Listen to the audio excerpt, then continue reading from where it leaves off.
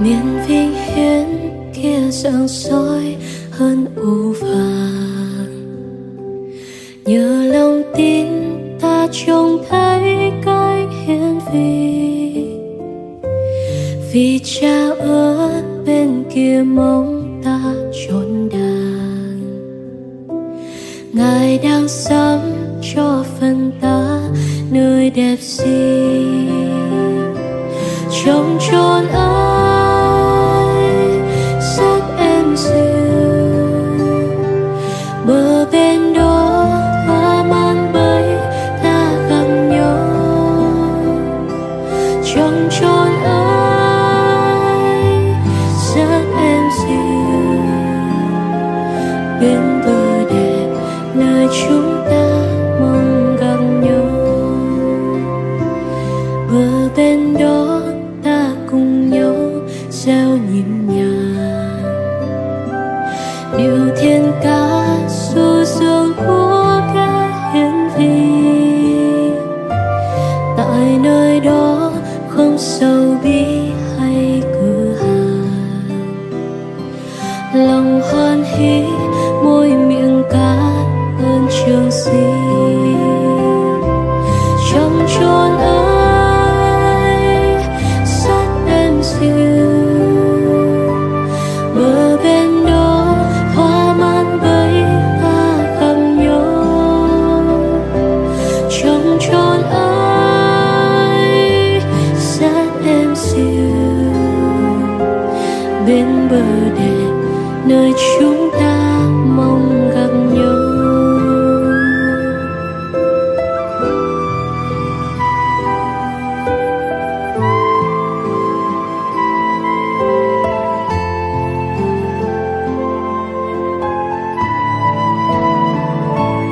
Cùng nhau hiến thiên trường ca ta tụng người, đồng tàu lên cha nhân ái chốn cao xa. Về ân điển do tình yêu cha đời đời, làm nên thánh bao ngày ta trong trần gian. Trong chốn ấy rất êm dịu, bờ bên đó hoa mang bấy ta gặp nhau. Trong chốn ấy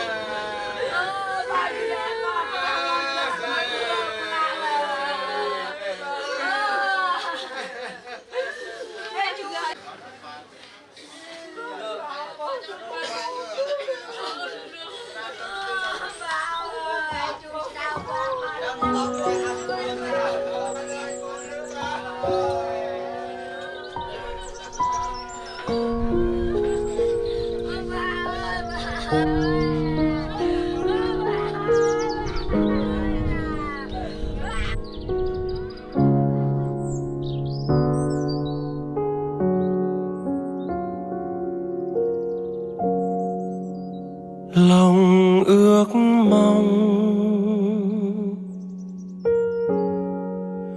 lòng ước mong,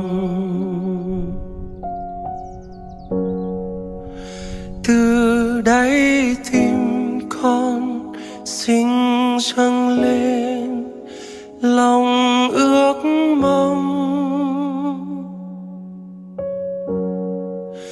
làm theo thánh ý Chúa trên trời, cùng đi với Chúa mãi không rời, và dâng Chúa tiếng hát muôn đời. Con ước mong nguyện lối đi được sáng soi,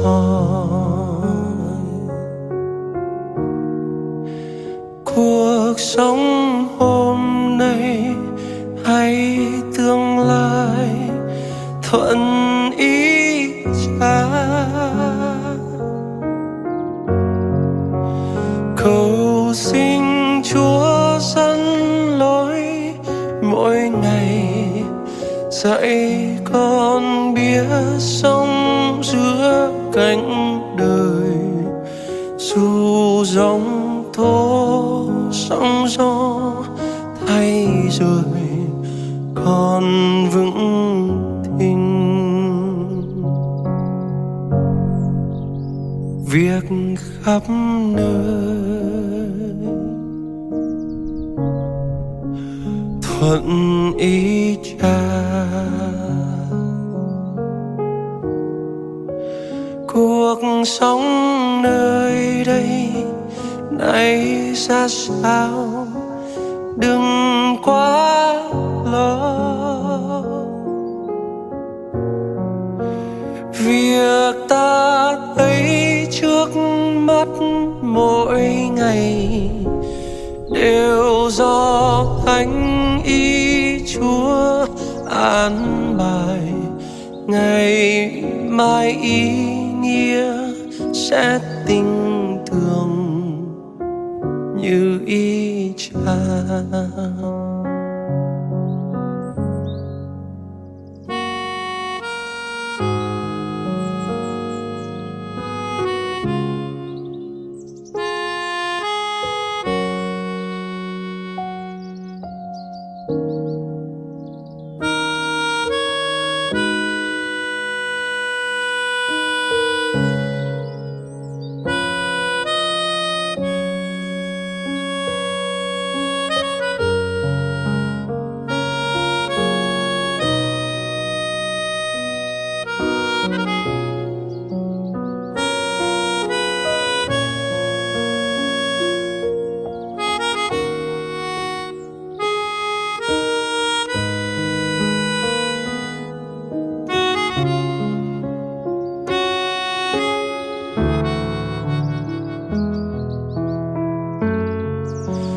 Quy kính dâng lời chúc tôi, quyền Chúa bao la trên không gian nào đổi thay. Khi tôi đã hay rồi mọi nghe không ở tới giờ thầy ta lên cho mình chui vô không chuồn tàu vì nhóm lự là xe các ban số riêng một chân xe các ban để từ còn là cái riêng xe các ban hoặc là xem ai xem ơi từ khu đồng vi anh em phải thưa vận sâu là tổ này đợt phải để mua ở đồng sâu vì xây dựng xây và số lượng đồng tuần dần như nè luôn là hai tầng tổ này. phần tiết giờ này vừa là hay vừa blog tầng sạ và khen giang khi là bài thực kê sự thực qua ruộng cả am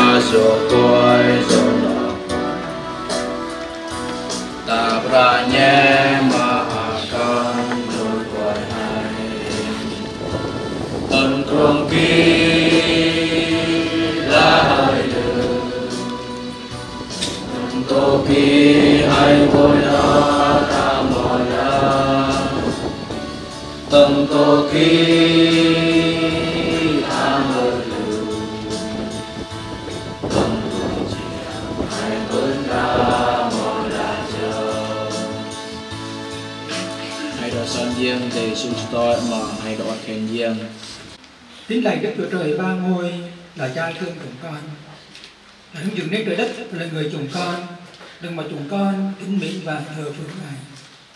Chúng con dâng lời tạ ơn Chúa và yêu thương chúng con. Đức Chúa Trời đã ban con một Ngài là Chúa Giêsu giáng sinh làm của để chuộc tội cho chúng con, và chúng con dâng lời tạ ơn Chúa. Từ những năm trước 1968, Chúa đã kêu gọi lựa chọn ông Hồ Văn Chuộc làm con cái yêu dấu của Ngài. Và trải qua những năm tháng chiến tranh di tản rất là khó khăn, Chúa đã để ông giữ vững trong đức tin. Ông đã đến trận tốt lành, đã xong sự chạy, đã giữ được đức tin và đẹp ý Đức của Trời toàn năng, toàn ái, toàn tri. Ngài đem ông về yên nghỉ trong nước của Chúa. Và sáng nay hội thánh Chúa trong khu vực chúng con và gia đình tổ chức lễ tang cho ông cụ. Con cầu xin Đức Trời ba ngôi ở cùng hướng dẫn giúp đỡ cho chương trình lễ tang ông cụ sáng nay. Được ơn của Chúa, biết nhiệm danh Chúa. Chúa ban ơn có thể truyền đạo hội đồng kim trong việc hướng dẫn chương trình. Ban ơn hội thánh Chúa khi năng nghe lời của Ngài và các tiết mục của thánh Chúa dâng lên Chúa sáng nay. Thì được ơn của Chúa, được tiện trí của Chúa, chúng con dâng lời tạ ơn Ngài. Đặc biệt con cầu nguyện khi Chúa Thánh Linh an ủi bổ lấy sức cho bà quả phụ, anh em, con cháu gia đình trong những ngày qua rất là vất vả. Con dâng lời cảm ơn Ngài và con cầu nguyện ban ơn những chương trình lễ chi quan ông cụ được ơn của Chúa, được tiết chi của Chúa. Chúng con dâng lời cảm ơn Ngài. Thời tiết rất là lành và Chúa xin Ngài giữ gìn hội thánh Chúa nên con được bình an. Chúng con cảm ơn Chúa. Chúng con thành kính cầu nguyện nhân danh Chúa Giêsu Christ. Amen.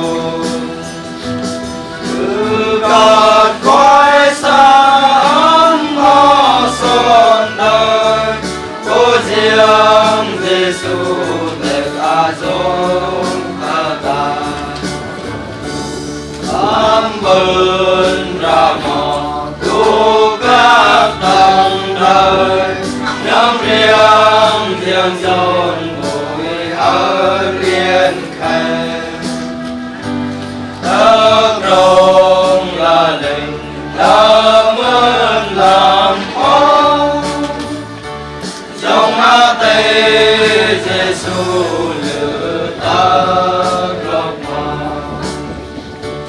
Giêsu thế cư Giêsu thế cư cu tô Giêsu ở thế ca dung cứ cả quay xa ấm mơ sốt đời cô riêng Giêsu thế ca dung ta ta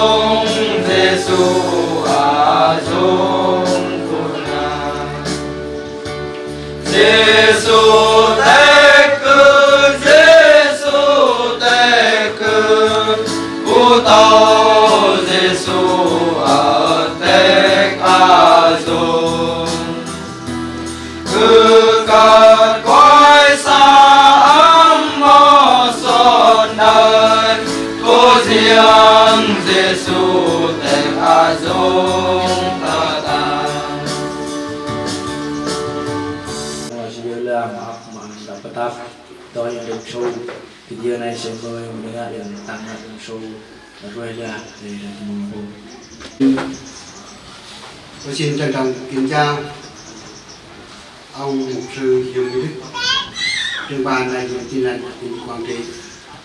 Trân trọng kính chào mục sư truyền đạo và hết thảy các con cái Chúa xa gần của bên về viếng của ông Hồ Văn Chủ về nhà Chúa thọ 86 tuổi. Tiểu sử trích lại lời của ông Hồ Văn Chủ viết từ khi ông là còn sống.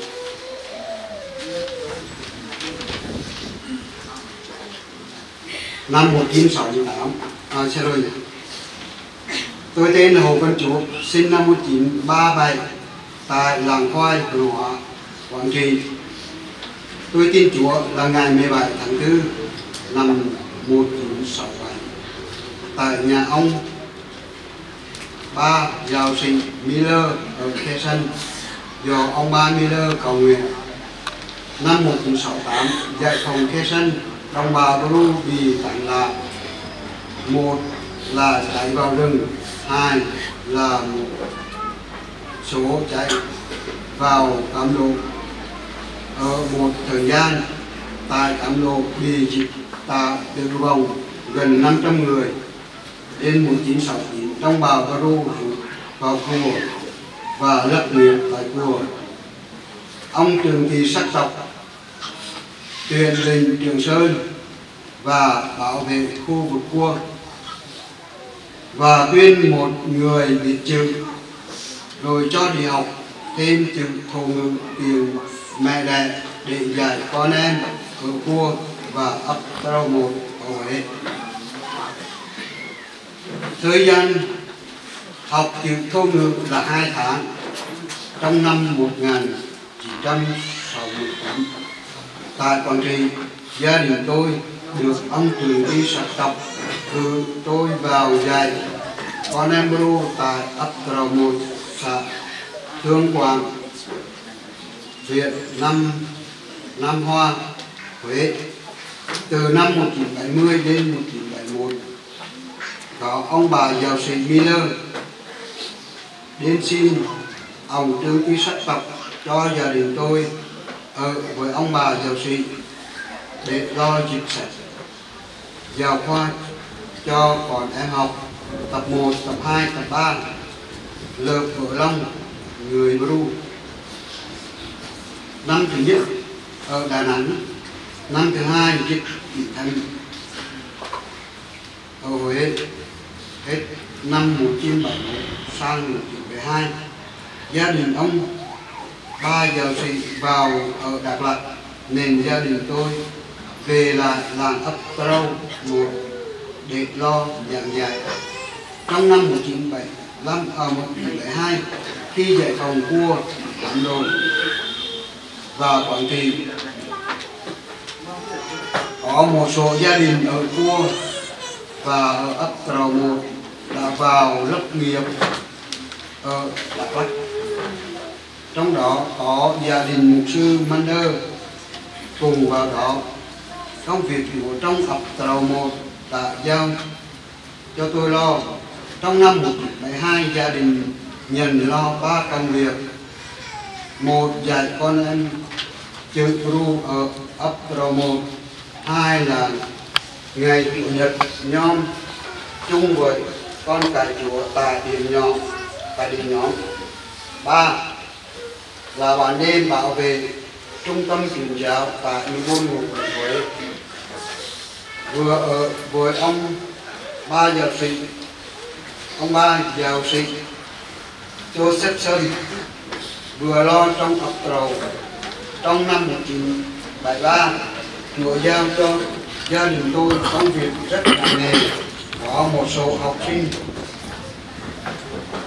học trường Tư Tục xã Huế đến nhà tôi xin Chúa, và một số người ở lại một thời gian khó khăn khi bố mẹ bị kẹt ở cua.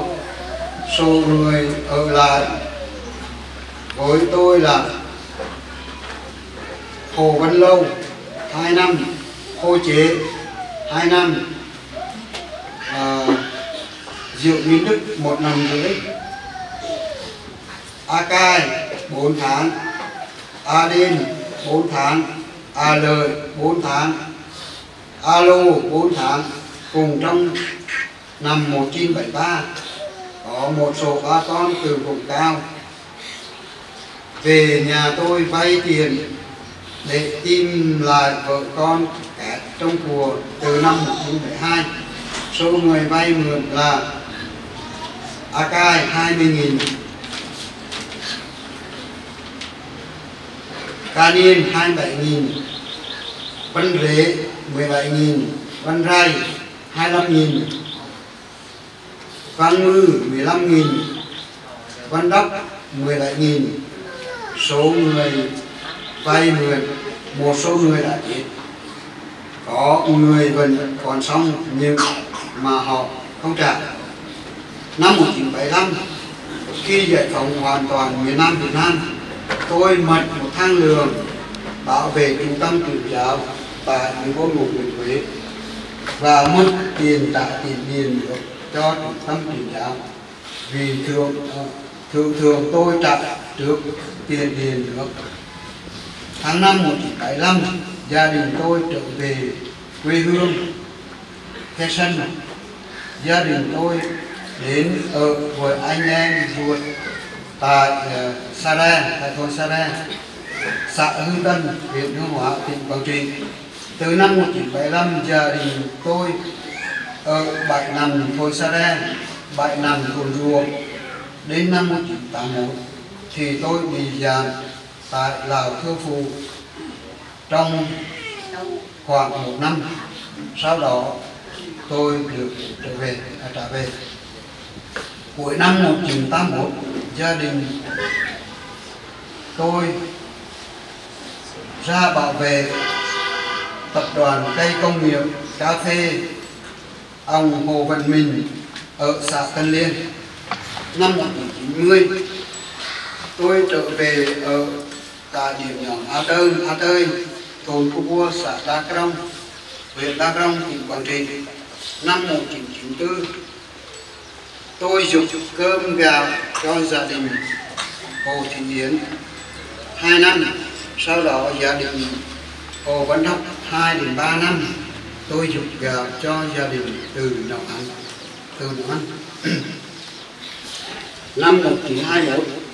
Năm 2001, tôi giúp gia đình mẹ Carol 3 tháng ăn uống với gia đình tôi và nuôi anh ta công rong nhiều năm. Công việc Chúa từ năm 1990 còn yếu, gia đình tin Chúa còn ít. Từ bàn lết, bàn vay, bàn bu ta non, bàn trang. Từ năm 1991 có bàn côn, tin Chúa, bàn ta đủ, làng miệt, bàn khóc, A Tơi, Hùng Kho, Sa Lăng, Vua, Paratum, Ta Lên. Từ năm 1989 đến 1992 là sinh hoạt chung Hương Hóa, Đa Crong. Năm 1993, mục sư Lê Thế Đình tách ra truyền giáo hội và Tin Lành thuần túy, nhưng tôi vẫn vững tin trong Hội Thánh Tin Lành Việt Nam cho đến hôm nay. Xin trân trọng kính chào. Mục sư truyền đạo như con đại Chúa có mặt buổi sáng hôm nay. Tôi đọc đây là lời dặn dò mà chính ông viết ra để mà nhắc nhở, mà tôi không nghĩ ra được là ngày mà ông viết đây chính là ngày 22, mà tôi nhìn lại chính là hôm nay là ngày 22, nhưng mà ông viết là từ năm 2022. Từ ngày này là từ ngày Ban Silaba Say Paul của mò Ban Silaba tăng đông cự vì là thời thôn kho xã Đắk Rồng, huyện Đắk Rồng, Quảng Trị. Tích đã lưng dần phân làm con xem miêm cặp mua em vô tư. Tích sang đặt bờ này là tắt sẽ là ra dư nát tụ so nhoang dần con miêm còn xem xong nhé, làm nhé. Cứ vị và đắp đến mắt con thầy sẽ giờ là nhiều xăm cho xin ơi con miêm còn xem là chân nhân xăm có xăm tiếp ra còn phong tóc sẽ nói cha còn về thôi bây giờ tự lạc lơ thôi là lao ơn họ nhiệt sẽ không sẽ mải tiếc tao dần là biết bạc kìa nhột đời vô diện tên mà sẽ ui tao rô sẽ ơn nặng này tao cho đời hết chơi nghiệt chơi buồn dân sang vui thật là nhiệt thì chui nhiều gặp nhiều của nó do là nhiều buồn hơn nương lên muốn ra chơi tập bị gia đình thì nào chu nhoang nào nằm có mong thì ăn tế tập trà ngoài cộng đơn ăn cả chim xiêm vườn ra chợ hết đi qua chu nhoang thì nhà con đã hết nương vào đồng rôn này các ít dầu cơ giờ liên khi dần tạ tim cầm lo dần ngày theo chủ đang đồng ngày ba mươi con say ba con ba có ai tăng trên này là Hồ Văn Chúa và Inot Hồ Việt Nam. Mừng bây giờ là cho nó riêng và cô sư gần càng riêng là Tân An đó là liêm tại đồng sâu trong trên chút này đó là hai gồm là sala riêng khi là tầng sala Luca pun mencipta God karena ba banyak karena ba cukup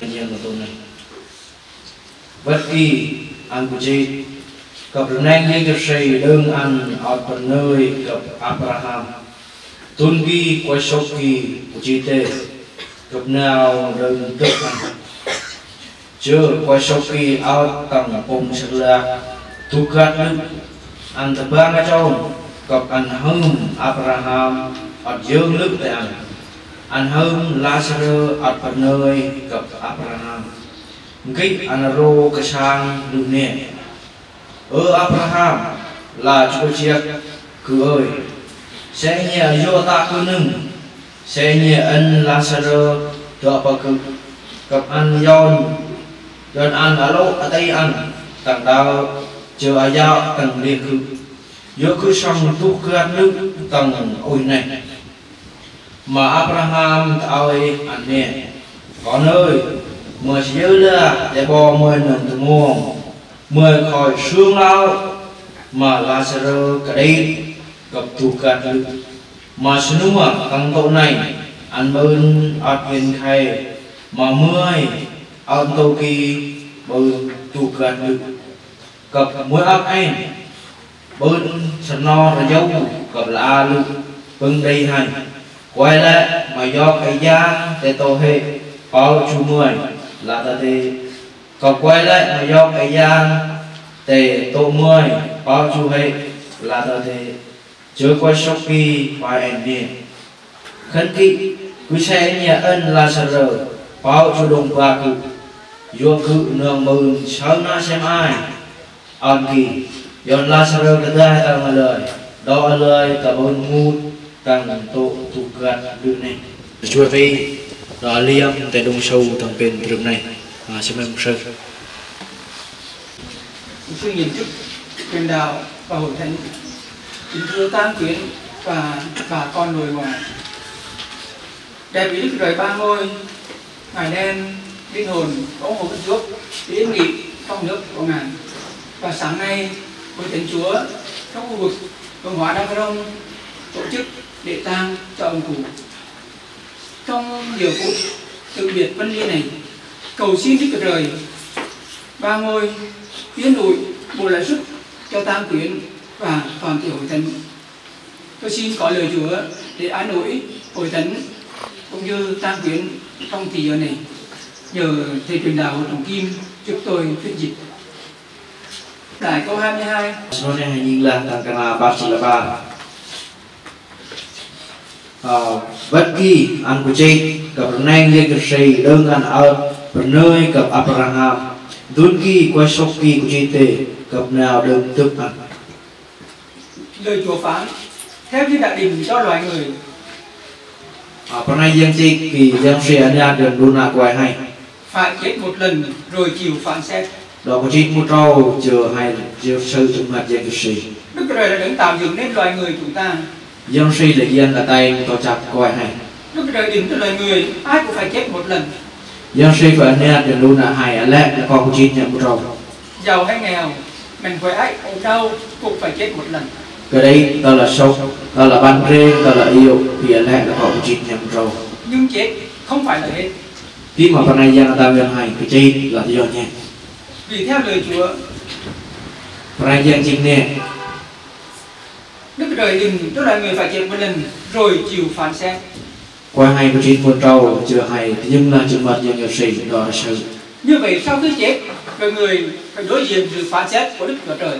Giống kỳ coi hai mong của chị vì hai có thể dưng trường mặt dân nhiều sĩ đó là dân sự hay. Chúng ta xem lời Chúa trong Côn Tô Nhì chương 5 câu 10. Côn Tô Nhì chương 5 câu 10. Người thì Kim đọc cho. Tăng sa Côn Tô 3 tuần sau cái năm chị ra dân chị nè. Cơ này cái lúc lớp nghe từ coi đâu là hai nữ ở từ dưng dần bạn ăn chờ hai bên rap công vui là mà nạ hai phải tạ bo hai nửa cái mồm nạ o ta là nạ sau. Tất cả chúng ta hãy ứng hầu cho tòa án của Đấng Christ. Đúng là hai là kỳ là có thì dưng trong mặt dân sĩ để cho mọi người phải nhận lệnh tùy theo điều thiện hay điều ác mình làm khi còn sống. Đó hay rap lạc công bo hai nửa cái mồm. Thưa hội thánh, Người tốt theo chúng ta là người làm việc tốt nhiều. Chỉ thưa như thế còn cái gì vui hay nhân chậm thì quay ta ra o khi là ra còn o lực. Còn người xấu theo cách nhìn của chúng ta là người làm việc ác nhiều. Quay mà hay phải là sau trong mặt hay khi là quay ta xấu trong mai sau. Nhưng với sự thành khiết của Đức Chúa Trời, khi mà trong mặt dân Chúa thì người làm điều thiện nhiều nhưng mà làm một vài điều ác thì cũng không đạt cái tiêu chuẩn của Đức Chúa Trời. Quay ta nó sẽ ơi ta nạ sao bia khi là thế o trong mặt dân Chúa Giống như trong một kỳ thi, in một chân tầng một tổ mà quay ra thi người ta quy định 70 điểm là điểm đầu. nhờ lương là có thứ 4 chiếc điểm là khi nặng đầu. Người 69 điểm bị hỏng. Quay thứ 4 chiếc kia điểm kỳ hai bài là sư tô. Và người không điểm bị hỏng giống nhau. Quay điểm lại là một chân ăn cả thứ 4 chiếc kia thế. Cho nên Đức Chúa Trời đã ban của Giêsu Giáng sinh làm của lễ chuộc tội cho chúng ta. Dù kỳ dân Chúa khỏi dọn dân Giêsu sang gặp chi tan gần đủ nại. Và ai tin của Giêsu thì được Đức Chúa Trời tha tội. Quay lại mà sáng dân Giêsu bị dân Chúa ác lạc được quay kỳ. Được Đức Chúa Trời kể là vô tội. Gặp dân Chúa nam ăn là coi mà tên nào o. Chúng ta xét kiểm đời Chúa trong Truyền Đạo chương 12, câu 13, câu 14. Hãy nhìn tầng sự to rừng ngài cùng chỉ là ba. Truyền Đạo chương 12, câu 13, câu 14. To rừng ngài cùng chỉ là bay. Chương 12 câu 13 câu 14. Cùng chỉ là ba cái nào chỉ là bay chỉ là phong. Số lượng nâng mơn ông mùi mưa sông cứ ê bài là nè. Có hay giam nắp dân cho si cập tạ thuê smơi mà sân tôi ăn khỏi bắt tập. Dù dân cho si tên mà coi là đội dồn coi tạ đu nạ ăn. Nó ra dân si lơ để đu nạ hay khỏi tạ.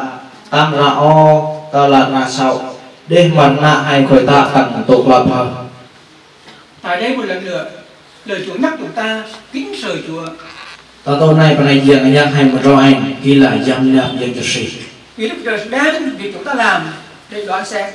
Dùng dân sĩ anh lừa nha mặt nạ hay bà tạ đó là sư hay. Nhiều con cả Chúa ngày nay sống như người chưa tin Chúa. Sợ ơi mà quay cả đằng giềng khi mà tôi mua cái in quay cả cái đằng giềng. Không có lòng kính sợ Chúa. Luôn luôn được bà hâm nhằm nạp giềng. Chúng ta nên nhớ rằng Hay có sư nè. mỗi người phải đối diện với Chúa để chịu phán xét. Hay có cái dương đó chúng mình giềng đó giềng là sư là mặt nạ hay khỏi thả. Chúng ta dâng lời tạ ơn Chúa. Sáng nay chúng ta đã nghe gia đình đọc tiểu sử và lời dặn dò ông cụ Hồ Văn Chúa. Hay sẵn giềng hay có tôi mừng để đủ sâu rồi ra từ đây tôi mua vô làm ra quay ta ra giềng đó. Ông cụ tin Chúa trong lúc đất nước còn chiến tranh. Vua sám giềng để nông kruông nông bưng kruông dục. Rồi những ngày di tản đi đây đi đó rất là khó khăn. Hay đang bỏ kruông dục thì lực là gạt khó lực có tung. Đặc biệt là sau năm 75 cuộc sống càng khó khăn hơn. Hay đang làm tu có mò mình buộc làm tu chỉ là sao kỳ đời tu muôn gạt khó hơn này. Ông cụ phải đi tù để cải giải đức tin của mình. Vua thằng của tu chịu tu đó hay phải là nơi ta ăn được ta ăn sao. Nhưng trong tất cả hoàn cảnh đó, khi mà ta mặc thì ông cụ phải giữ lòng kính sợ Chúa. vua đừng sám giềng không làm được. Giữ đức tin của mình. Anh dùng có cây nữa ăn sao. Đánh đền tốt lành Anh coi lúc muôn chứ. cho đến ngày gặp Chúa. Theo thứ ngày anh buồn chu rong giềng. Cho nên trong giờ này, Dù khi tầm giờ này chúng ta tin chắc chắn rằng hai năm sớm hơn. linh hồn ông cụ đã được yên nghỉ trong được thánh đàng của Chúa. Rồi bây giờ vua buồn áo tận tội mà dần phải xoay chứ. Không những ông cụ lo cho đức tin của mình, Tôi con anh chân chân ông ạc xa mà sao. nhưng một năm trước đây đất mình khi không còn không đất nhiều nữa. Khi mà tên của mọi nhau anh đang anh buồn áo đơn nương tại phố của thầy này. Ông cụ viết lời trăn trối cho bà con, anh em, con cái trong nhà giữ đức tin ở Chúa. Anh có chính là mà chân tội mà hay có xong ra được là bắt tập những con cháu đó dùng khăn hoặc mọi lời khỏi sẵn.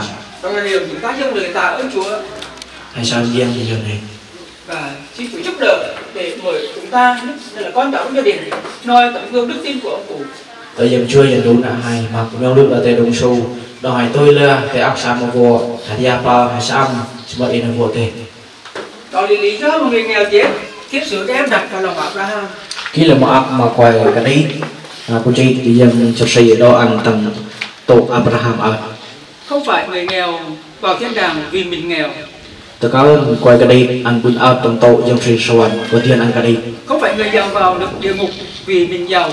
Tôi có quay shop ăn áo tổng bông chân là có tiền ăn shop. Nhưng người nghèo được đặt trong lòng Abraham, có được thiên đàng vì người nghèo để lòng tin cậy ở nơi Chúa. Quay cái đi bún áo tổng crom giềng có tiền ăn sáng. Còn người giàu thì hưởng phú quý mà quên đi cái niềm tin của mình ở nơi Chúa. Quay shop bún khi mà ăn áo tổng bông chân là vì có tiền là ăn tập bún sáng. Nó xem chỉ có 3 con 4. Apa yang tahu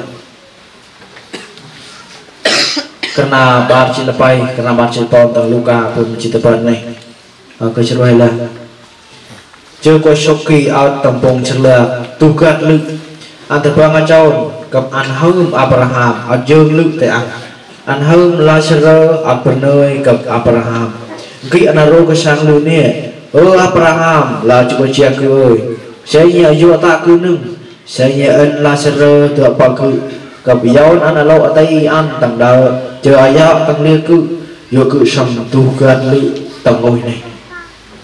Thưa hội thánh Tô Tam Quyền, Trẻ thưa nhà tôi còn cái giềng trẻ thưa đông sâu. Con người dù tin tôn giáo nào cũng tin có thiên đàng và có địa ngục. Hai đang lự là quay sam tại đạo lệ là hai nam smart là bơn bông chân là cặp cuồng giềng.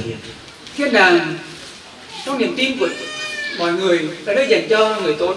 Hai đang cuồng giềng thì quên hai chân chầm là do mà quay lại cả Và địa ngục là nơi dành cho người xấu. cặp bông chân là do quay lại cả từ mong sau. Và người giàu nó bị đau đớn trong hồ lửa đó.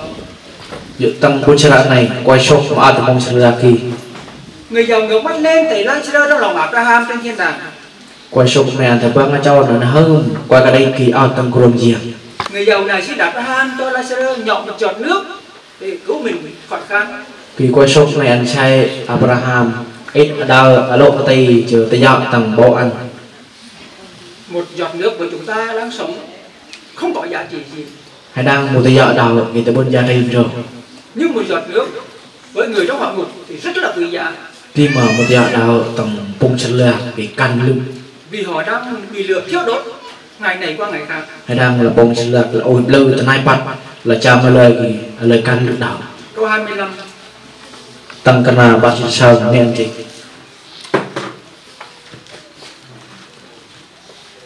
Mà Abraham tạo ăn nè có nơi mà siêu lừa từ bo mời nâng từ mồm mời người xuống lão mà Lazarus cả đấy cầm tu cát lự mà sân nua tăng tội này ăn bơn ạt yên khai mà mời Atoki bơn tu cát lự. Câu 26. Cặp mưa ăn anh bơn sân lo ra dâu cặp là A lự bưng đi hành quay lại mà do cái gian tên tội hệ bao chu 10 lá ta tê cặp hệ quay lại mà do cái gian tên 10 bao chu hệ là ta tê. Người giàu hiểu ra cái thực cảm của mình. Cuộc sống này xin luôn ăn đằng. Vì mình sống giàu có, mình quên đi cái niềm tin ở đây Chúa Giêsu. Có tiền ăn từ muông sốt bơn, chấn thấy chị là có ăn sẽ ăn gì. Người giàu chấp nhận số phận của mình ở trong hồ lửa đời đời.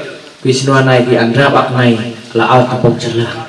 Và đó là những số phận của những người không tin Chúa Giêsu ngày hôm nay. Nhưng khi hai đảng quay lại tập bông sẽ ăn gì, anh tu là một trong quay sốt bơn này thế. Nhưng người giàu nghĩ đến gia đình của mình, bà con của mình. Khi mà quay sốt này nhưng ăn sang ở giữa lự mà cả con mà cả đông số ăn. Tôi xem chỉ có 7 câu 8. Anh nhìn thêm cả là bà chị tự phụ.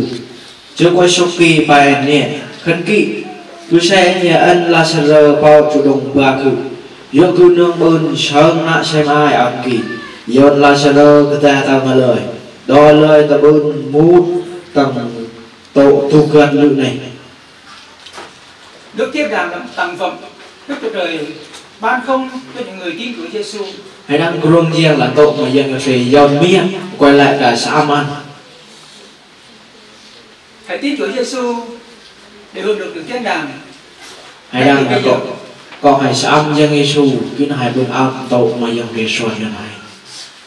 Như lời Chúa Giêsu phán với người tù tù bên phải: chính đêm nay ngươi ở với ta trong nơi Ba-ra-đi. Semua dân Giêsu phải lên ta dọn coi cả một tay nơi cầm ăn khi là bó này thương người bên áo trong khứ. Đừng đến người giàu trong câu chuyện kinh thánh này. Hãy cho tôi xin mời đến coi sông trong tổ này. Khi đến hỏa ngục mới nhận ra thì đã muộn rồi. Đó ơn tầm bụng sự lạc vậy nó đang. Một điều nữa là nếu chúng ta muốn cha mẹ, vợ chồng, bà con, người thân của mình Mua anh đó hay do mà cả đúng số hay được cứu, đó được cũng thoát thật khỏi địa rồi. ngục thì phải nói về với họ ngay từ bây giờ. Một đó anh là hay do mà đúng số hay mà cả xe mai hay là vất để bụng sự lạc kỳ còn hay lời sạm gì. Khi chúng ta và họ còn sống, Bao hay nâng tầm mô bằng lời gặp lời. đừng để những người giàu này khi đến địa ngục rồi mới nghĩ đến gia đình thì nó quá trễ. Cho dấu cho tôi in một cuộc sống này đó ở bụng sự lạc vậy nó đang cứ là tập hiện chưa. Kính thưa hội thánh, thưa tăng tuyển, Chỉ thưa đúng số chỉ tôi còn cái gì con người thì ai cũng muốn sống, hay đang lẽ là do cái tầm mô nhưng về gia đình cái là người phải chết một lần. khi mà hai thứ bây giờ thì ác là dân sẽ là thầy có cái gì Và ông cụ của chúng ta cũng không thoát khỏi quy luật đó. mà trong cái thì vua của tôi này là thứ vẫn tại này Để chỉ Chúa toàn năng toàn ái, ngày lẽ ông cụ về gì không được của ngài. vui và hâm riêng giờ mà chú vô về từ ngày về cái sai Buổi sáng nay với tấm lòng kính cẩn và yêu thương, chúng ta đến đây để tiễn biệt ông cụ. mà bên tương lai có tiền à vô như tôi còn cái riêng như tôi xem ai hay tựa tôi này là tập bài để mua Chúng ta cảm ơn Chúa, hay sao riêng ngài đã cứu ông cụ khỏi riêng khỏi chuối vô và cho ông cụ dù trải qua nhiều gian truân vẫn giữ đức tin trong sáng cho đến ngày cuối cùng. riêng khỏi xuôi vội tăng là nó học tu cần sẽ ơi bọn từ mồm khi mà tao ăn riêng theo ăn có gì Chúng ta tin chắc rằng giờ này ông cụ đã được yên nghỉ trong được thiên đàng của Chúa. hãy nằm xem mơ chỉ mơ này vợ buồn thử lưu tầm tội mà dân phải xoay nhận ăn Và mạo triều thiên với nhiệm của Chúa đang dành cho ông cụ. cặp dân sẽ dân ăn buồn còng toàn lưu tầm rung hiểm Xin Chúa thương xót tôi đến chị em, Chị những dân người còn sống. chỉ dân sẽ nuôi thả hay cần nằm muông Chúng ta kính sợ Chúa và giữ đức tin, hay có dám nam dân hay là do sam dân còn hay sam dân vì chúng ta phải đối diện sự phá sách của Chúa. dù bị hay sẽ tới mò sơ nâng để ọc tội mà dân sẽ xoay để bụng chân làm Và chúng ta cầu nguyện và chia sẻ niềm tin cho những người con cháu, người thân chưa tin Chúa. hay cao sai sẽ ơi dân mà cả và cô đi bị bữa mà cả sẽ mai hay do đăng diện Để họ tránh khỏi lửa địa ngục như người giàu trong câu chuyện này. đó hay bây giờ hay cho tôi xin mời cuộc sống tầm tội này Cầu xin Chúa ban sự bình an, chỉ dân sẽ ấp in hay sự yên ủi, bổ sức cho gia đình và tăng quyến cùng hội thánh. Amen. hoặc là liêm có bác những hay giờ đồng số sam dân này là coi là đăng diện và coi là đăng diện cho đồng số văn kiện đi giờ này sẽ mời một sự thay không nhân là cầu nguyện an định thăng nguyên chỉ mình sinh Hallelujah, ngợi khen Đức Chúa Trời ba ngôi là đấng đã tạo dựng nên trời đất vũ trụ vô loài, cũng là đấng đã tạo dựng con người chúng con theo hình và tượng của Ngài với cái mục đích cao cả là Ngài muốn cho con loài người chúng con được phước hạnh trong cánh tay toàn năng của Chúa. Nhất thể thay chỗ phụ loài người chúng con đã đánh mất đi đặc ân vô cùng quý giá đó, cho nên tội lỗi đã làm cho chúng con phải xa cách Ngài. Chúng con phải chuộc lấy bao nhiêu điều hậu quả của tội lỗi gây ra, và con người chúng con như lời Chúa phán theo như đã định cho loài người phải chết một lần rồi chịu phán xét. Cảm ơn Chúa vô cùng lời Chúa sáng mai hôm nay một lần nữa nhắc nhở chúng con là đôi con của Chúa là những người đã có mặt hiện diện sáng mai hôm nay trong chương trình tang lễ của ông Hồ Văn Chuộc tại đây.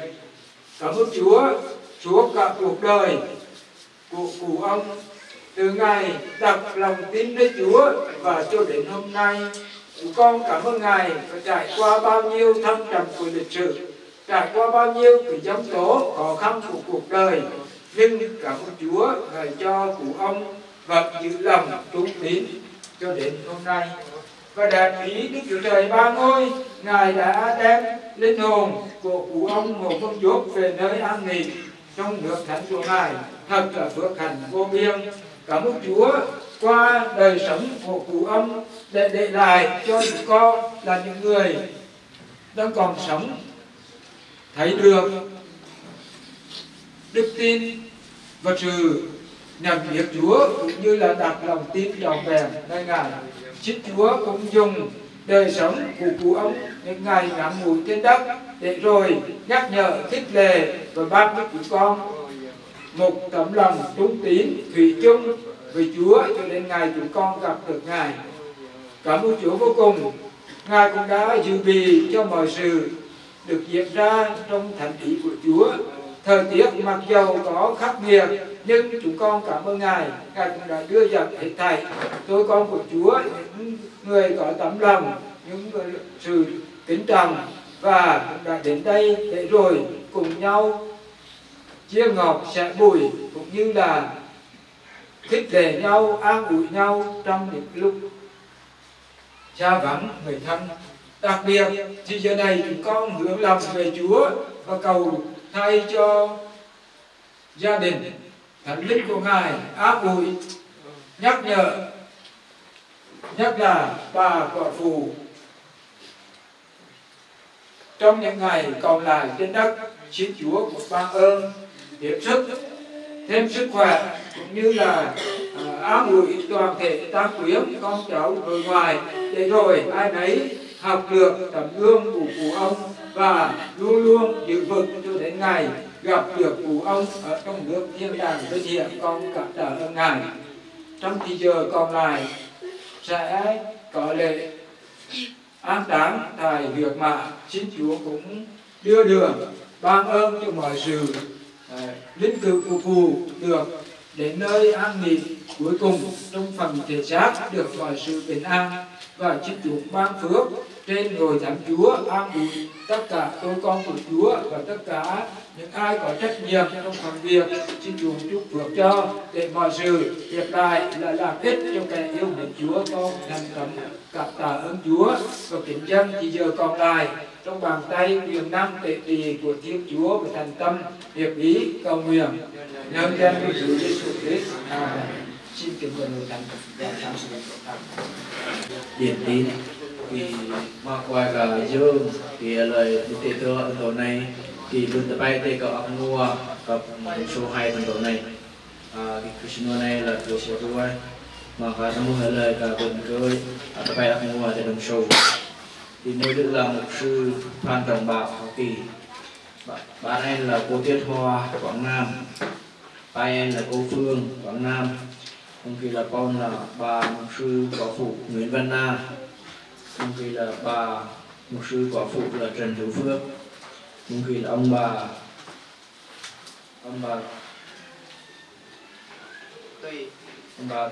Thư Tùy, ông kia là phu anh là bà quả phụ Nguyễn Văn Thơ.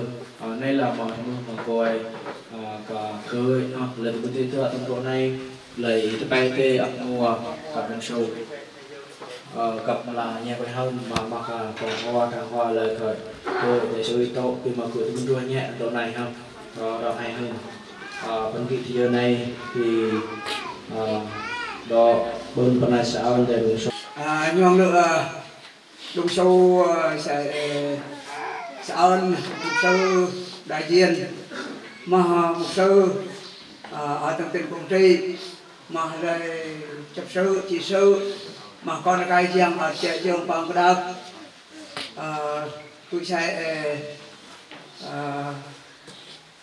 ơn thay đồng xu hết từ ngày nay bộ khỏi kịch nhưng mà sẽ ơn ra mà con cái riêng của ta ơn cộng đồng số hết câu chuyện đi cộng đồng số hết thế trong tôi ta nhưng ở xã này sẽ dành số tô ở con được đủ nặng mà con cái riêng ở chợ Dương Bằng cái đất cho từ bay mua cộng đồng số hết thì sinh hoạt này đồng số hết tôi cho hơn ông sẽ ơn này nha chuối sẽ dành số con đồng số nha tập sẽ mơm hay rôm thì sẽ mời là sẽ ngoại đạo của đồng quân đi cái hay mơm hay xuôi bộ thì hay ngoại đạo tức vai cái nào hay chu thì sẽ mời cái đồng số sẽ ơn sẽ nhạc cái này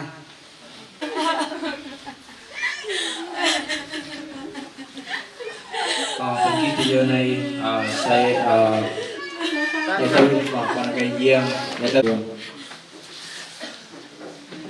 cukup baik kan atau belum berbunyi oleh Abu O Nya selesai berbunyi kedai này chuyên là người dân về cầm trà đây này sẽ vào rồi thì chúng ta đang làm tại rồi chỉ lúc nan về chỉ biết là sao O vừa đang có nhiều cái này Hallelujah được khen Giêsu Hallelujah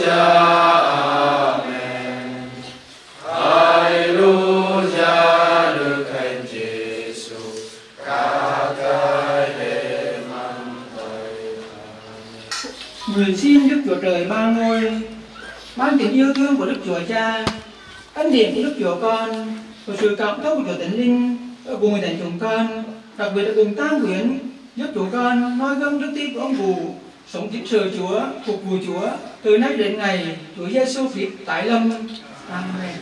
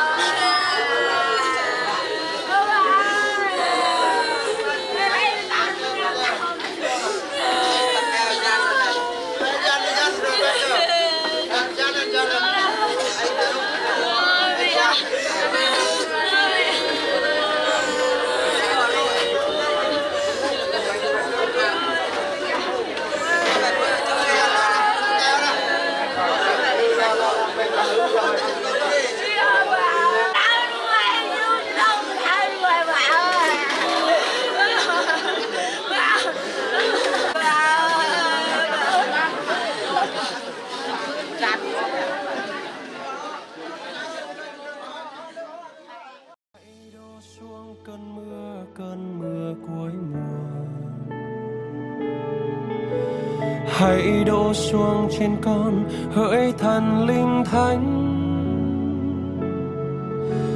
đến tươi mát tâm linh chúng con. Lòng này hằng khao khát thánh linh năng quyền. Hãy đổ xuống cơn mưa cuối mùa. Hãy đổ xuống trên con hỡi thần linh thánh, đến rực cháy tâm linh chúng con. Lòng này hằng mong ước thánh linh năng quyền. Chúa ơi có Ngài lòng khao khát, phước thiêng tuôn đầy làm tươi mới lòng con. Khắp nơi đón mừng phục hưng đến. Chúa ơi hãy mở cửa thiên đàng. Chúa ơi hết lòng này tinh mãi, thế gian sẽ về quỳ phục Chúa toàn năng. Khắp nơi đón mừng phục hưng đến. Chúa ơi hãy mở cửa thiên đàng.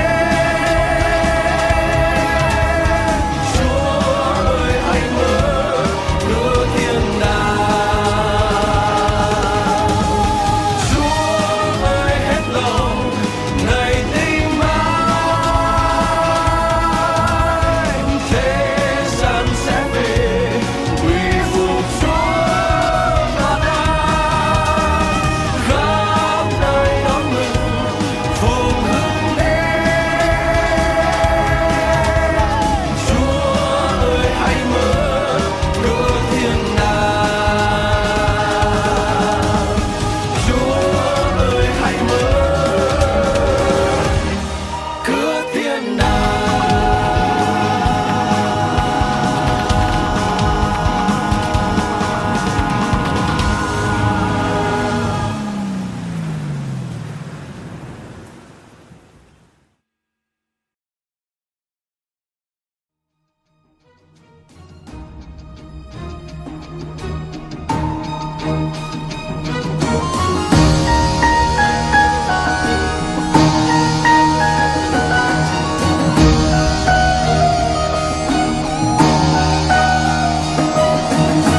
Vinh hiển tỏa sáng khắp năm châu, trời đất lấp lánh tỏa muôn màu.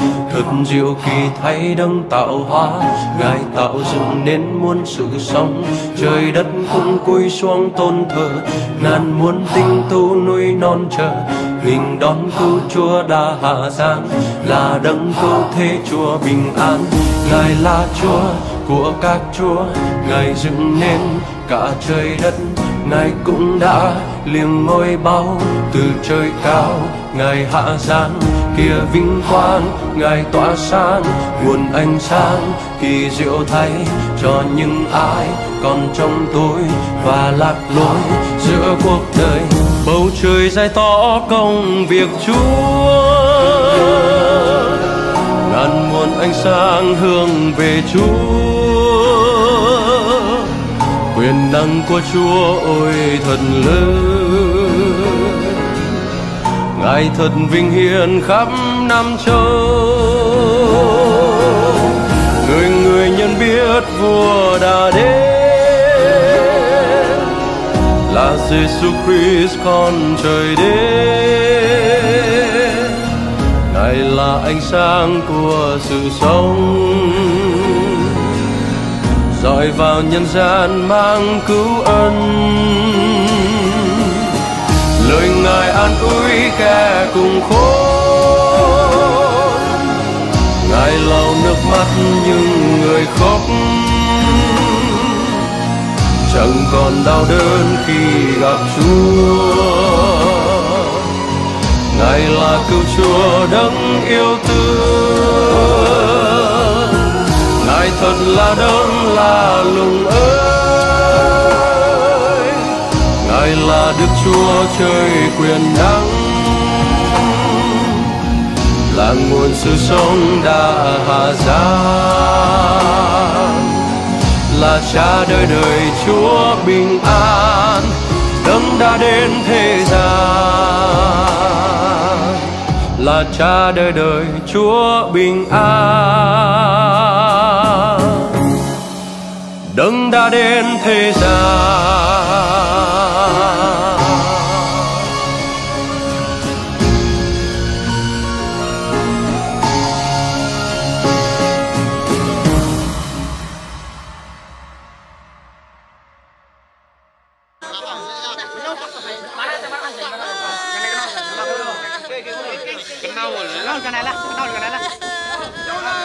Thầy đã từng nghe một trong chương trình sẽ mời một thầy truyền đạo trong tim ở dù từng ngày bôi lửa, từng ngày cứ sống riêng Giêsu Christ là riêng Chúa cứ sa nua cứ ơn cứ ọt bôi ó bao Chúa vì là việc tâm này riêng ngày ơn lứa Giêsu khỏi riêu mà ác lỗi cứ Giêsu ân cư câu sai tay ăn cốp gió niên khai bôi ó của ngày từng ngày bôi lứa từng ngày ơn lứa Giêsu khỏi riêu mà ác lỗi cứ Giêsu do cứ mệt cứ kiệt cứ ăn lư prua mùi mê sốt đời cứ ăn cứ mút hòa tầng đông sáng chờ ba tầng dọn dấu đàng nàng tề từng ngày bôi lư từng ngày ơn lư Giêsu khỏi rêu mà ác lỗi cư Giêsu ơn cư cao sẽ tay ăn cướp dâu niên khai bôi áo của ngày từng ngày bôi lứa từng ngày ơn lứa Giêsu khỏi rêu mà ác lỗi cư và hồng cư bra lửa nhờ Giêsu cứ phương ni ăn chuối ni cứ ăn rô cứ thơ cứ bồi pa thơ ta ấy ta bùn nương giang cụ mùi từng ngày bôi lứa từng ngày ơn lứa Giêsu khỏi rêu mà ác lỗi cư Giêsu ơn cư cao sẽ tay ăn cướp do niên khai bôi áo cụ từng ngày bôi lứa từng ngày ơn lứa Giêsu khỏi rêu mà ác lỗi cư hồi kỳ cư ngua xả nua lư bối do cứ khỏi xa giếng Giêsu lử na la cứ tờ ta giếng cứ giấc ta bùn nịch ăn man thầy từng ngày bôi lứa từng ngày ơn lứa Giêsu khỏi rêu mà ác lỗi cư Giêsu ơn cư cao sẽ tay ăn cặp dâu niên khai bôi áo của từng ngày bôi lứa từng ngày ơn lứa Giêsu khỏi rêu mà ác lỗi cư giang tầng bài bôi chi tập bớt khi là từng ngày bôi lư tức là từng ngày mà hay xám giang và từng ngày mà bừng trong mọi giang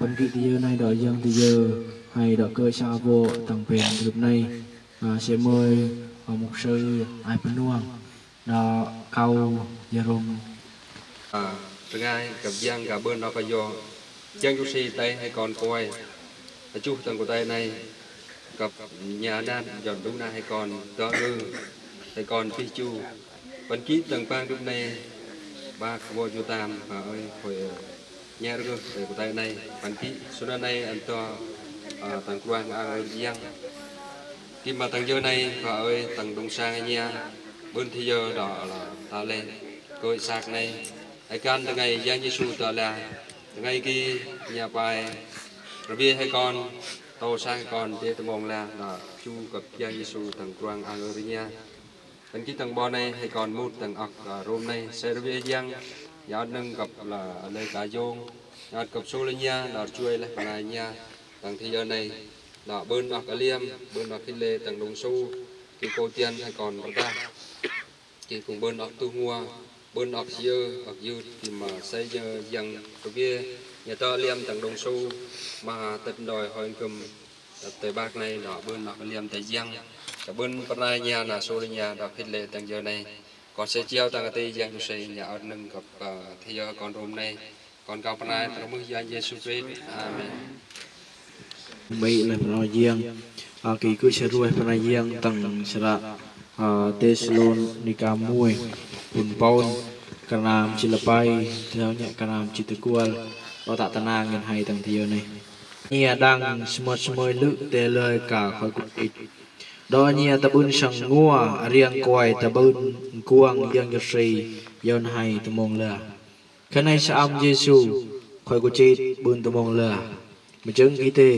hay sẽ âm riêng cho sĩ yon quay sẽ âm cả khỏi cục chết tựa là phần nơi gặp Giêsu tê cứ ta ngơ nhà mà phần này trao hay có yon cử đăng chưa nè hay cả tay ku chi tựa từng ngày Giêsu tựa là hay ta bươn bao mò ăn nhong mà lời cả khỏi ku chi tựa khi bươn xương nào ăn cái sang lưng bươn xương ăn cái suất trong này dân được sĩ để bờ cặp xương nào plong là vía dân được sĩ bỏ kỳ thơm trao hay say để bờ bỏ kỳ mà quay sam cái cả khỏi ku chi lựa lời bươn tụi mong là cặp lời bao mò Giêsu nhong hay cả tay ku chi bất kỳ hay cả nông tụi mong lựa dân được sĩ brown hay dọn out bên nơi cặp ăn cặp lời tặng cho mình kỹ hai bên ra mò trao hai tặng của lượng cặp hai out mình tay nick cặp ăn có anh nhé chỉ dư nick trên tôi kỳ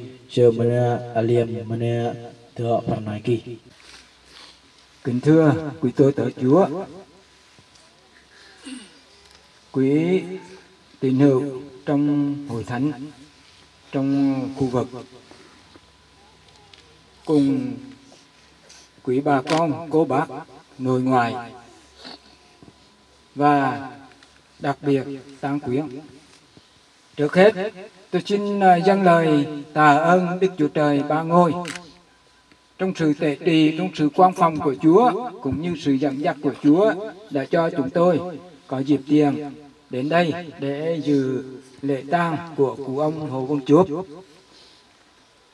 Có thể nói cụ ông Hồ Văn Chuộc là một trong những người thân tín của chúng tôi trong vùng cao ở đây, và trải qua rất nhiều kỷ niệm. Cảm ơn Chúa, và cho đến thì giờ này chúng tôi cũng có thì giờ rất là quý báu để rồi đến đây dự lễ tang của cụ, thật là phước hạnh. Và nhân dịp này tôi cũng xin thay cho ban lễ tang làm lễ gợi xác của cụ ông trong thời giờ này. Thưa với hội thánh, lời Kinh Thánh chép loài người bởi người nữ sinh ra sống tạm ít nhất ít ngày, bị đầy dậy sự khốn khổ. Người sinh ra như hoa cỏ rồi bị phát, người chạy qua như bóng không ở lâu dài.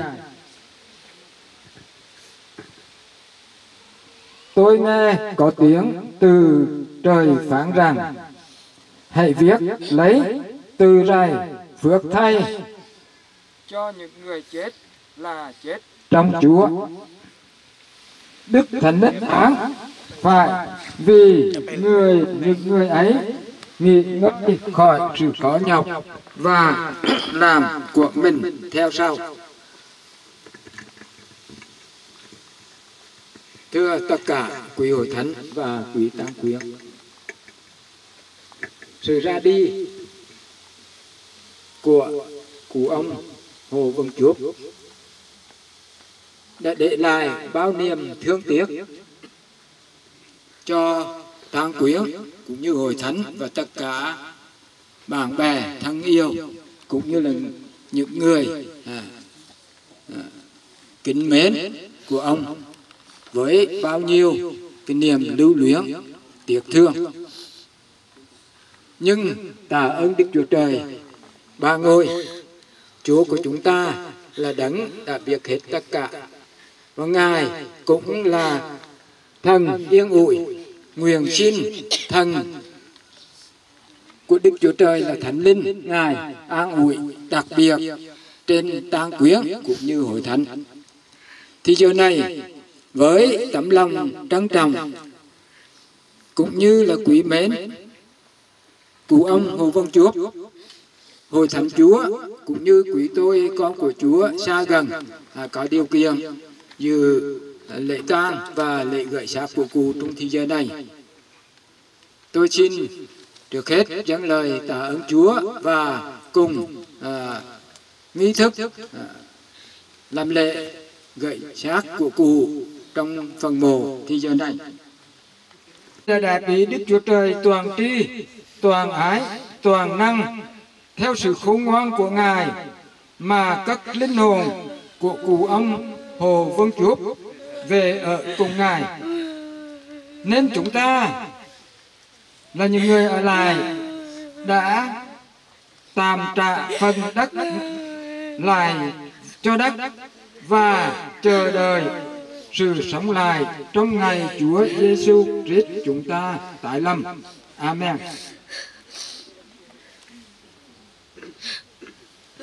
Bây giờ tôi xin dùng một cành hoa để rồi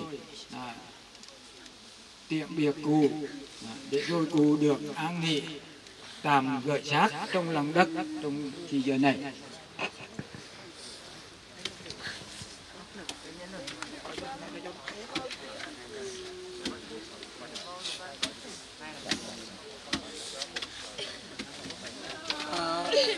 Mà xem ai cái tập đây cho băng cái nào để tập bay có thể nào một bẹ hòa là thôi bị tôn đục. Kính lạy Đức Chúa Trời ba ngôi là Đức Chúa Cha, Đức Chúa Con và Đức Chúa Thánh Linh, là đấng toàn tri toàn năng, là đấng đã tạo dựng chúng con, cũng như là đấng đã ban cho chúng con sự sống và sự chết. Cảm ơn Chúa, vận mạng của chúng con đều nằm trong bàn tay để trị quyền năng của Đức Chúa Trời. Cảm ơn Chúa đẹp ý Đức Chúa Trời ba ngôi. Ngài đã thấy cụ ông Hồ Văn Chuộc sống những ngày trên đất, đã làm tròn phần sự mà Chúa giao phó. Cho nên bởi sự toàn tri, toàn ái, toàn thiện, toàn năng của Ngài, Ngài đã đưa linh hồn cụ ông về nơi an nghỉ đời đời phước hạnh ở trong nước thiên đàng vào ngày 20 tháng 12 vừa qua. Và qua những ngày tang lễ, cảm ơn Chúa mà cũng đã cho những cái tổ chức chương trình diễn ra một cách tốt đẹp. Đặc biệt Ngài ban cho Hội Thánh Chúa cũng như là con dân yêu mến của Chúa với tấm lòng mến thương cũng đã đến chia buồn, cũng như có những hành động để rồi tỏ lòng cứu mến người đã ra đi. Cảm ơn Chúa vô cùng.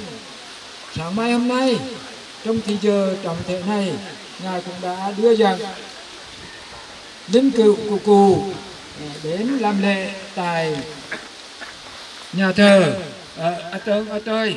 Và thì giờ này Ngài cũng đã ban cho mọi sự được tốt đẹp và lễ di quan. Và đến đây là giờ lễ hạ khoáng, hạ huyệt. Chúng con cảm tạ ơn Ngài vô cùng. Ngài đã cho mọi sự được tốt đẹp, đặc biệt là thời tiết cũng rất chi là thuận lợi. Con dâng lời tạ ơn Ngài vô cùng. Và thì giờ này chúng con cùng với tất cả tôi con của Chúa tuyên bố xin gửi xác của cụ tạm thời trong lòng đất ở tại nghĩa trang này, và chắc chắn rằng một ngày nào đó chúng con sẽ gặp lại người thân yêu của chúng con là cụ Hồ Văn Chuộc cùng với trong nước thiên đàng vinh hiển. Con cảm tạ ơn Chúa vô cùng. Một lần nữa dâng lời tạ ơn Chúa vì Ngài đã ban cho mọi sự được tốt lành, và cho đến hôm nay thật cảm ơn Ngài, và cùng nhau thành tâm hiệp ý cầu nguyện nhân danh Đức Chúa Giêsu Christ. Thay mặt đồng làm anh thì được một số con cái riêng phải chạy ăn chơi mà chúng này thì sao là mà con cái riêng mà chơi riêng bằng cái đạo mục sư lễ bàn trị sư chấp sư tổng hội than mà cả điểm nhóm ở tầng Sran bài chung bài miền ở tầng Đắk Rông, mà một số con cái riêng ở tại Huế, tại Sia tầng lúc này cũng đã được chia buôn cộng đồng số hệ. Thì chúng này sẽ ăn hôm nay thì hay cho ở lưu ngoại đạo của đồng phụ pun vì sẽ mới là nhận từ mà con cái riêng chúng ta sẽ ăn riêng. Ở chỗ này hai prom cầu còn nơi chỉ hoạt hành lưu gia mungkin sampai musuh hai penuang đó cầu ác buồn. Chúng con nghe tờ trai gần được bơi được nhiều từ thầy này trong tụng ra giang tề như cầm cha từ ngày này sẽ là khâu hệ chúng ăn clang tạ cho hệ chúng ăn hệ chúng ta sau Yêu thương họ chúng ta than với nhiệm với nick. Amen. Hallelujah, Đức Thánh Giêsu.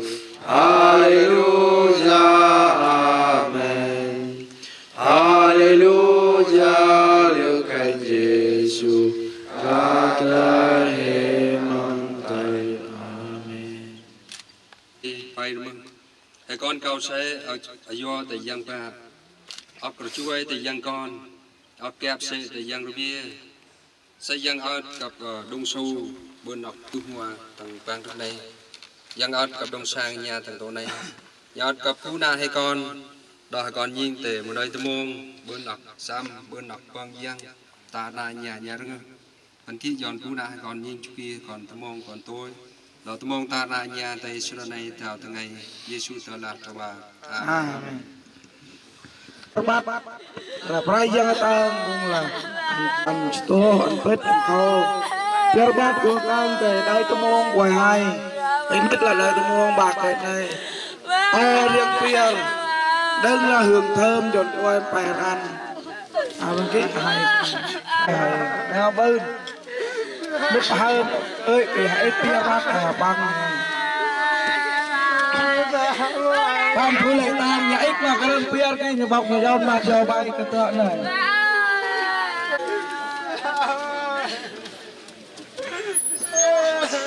Tam phu lệ tam nhà các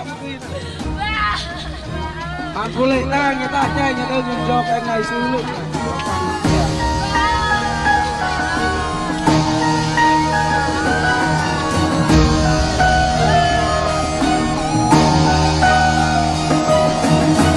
Vinh hiển tỏa sang khắp năm châu, trời đất lấp lánh tỏa muôn màu. Thật diệu kỳ thay đấng tạo hóa, Ngài tạo dựng nên muôn sự sống. Trời đất cũng cúi xuống tôn thờ, ngàn muôn tinh tu núi non chờ. Mình đón cứu Chúa đã hạ giáng, là đấng cứu thế Chúa bình an. Ngài là Chúa của các chúa, Ngài dựng nên cả trời đất. Ngài cũng đã liềng ngôi báu từ trời cao, Ngài hạ giáng kia vinh quang, Ngài tỏa sáng nguồn ánh sáng kỳ diệu thay cho những ai còn trong tối và lạc lối giữa cuộc đời. Bầu trời dày tỏ công việc Chúa, ngàn muôn ánh sáng hướng về Chúa. Quyền năng của Chúa ôi thật lớn, Ngài thật vinh hiển khắp năm châu. Người người nhận biết vua đã đến,